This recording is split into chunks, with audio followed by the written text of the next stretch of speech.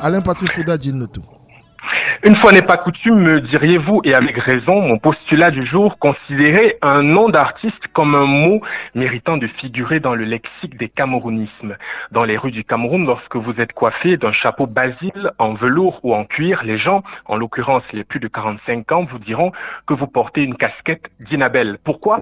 Eh bien parce que cette célèbre casquette, reconnaissable par sa visière courte en forme de croissant et sa forme légèrement bombée, restait toujours vissée sur la tête de Charles Dina Ebongue, alias Dinabel. Du coup, c'est devenu un style vestimentaire, voire un style de vie, une référence pour les personnes non seulement qui s'identifient à l'artiste par dilettantisme ou pour les passionnés de haute couture en général.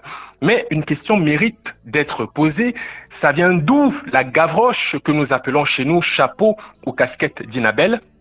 En fait, c'est à la fin du 19e siècle que cette fameuse casquette a vu le jour en Europe et en Amérique du Nord. On lui prête plus d'une appellation, casquette irlandaise, mais aussi gavroche, référence à l'un des personnages emblématiques du célèbre roman de Victor Hugo intitulé Les Misérables. Aux États-Unis, la gavroche est associée aux jeunes marchands de journaux, les newsboys, qui avaient toujours ce béret sur la tête.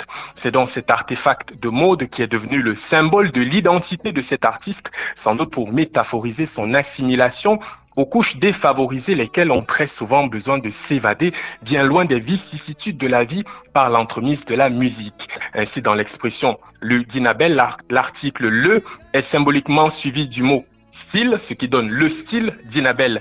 S'il fallait évoquer l'œuvre musicale de ce chanteur à l'eau de rose, alors les épithètes couleraient à flot comme pour une chute d'eau. Bazor cumule à ce jour plus de 45 ans de carrière et reste l'un des chouchous des mélomanes camerounais. C'est un véritable prophète de l'amour qui a transformé plusieurs de ses chansons en hymnes. Natondi et Sophie sont deux de ses plus exquises pépites sonores. Pour lui rendre hommage, je propose aux hommes d'acheter une casquette d'Inabel pendant ce mois de mai, car d'Inabel fêtera son 71e anniversaire dans 20 jours, soit le 28 mai prochain.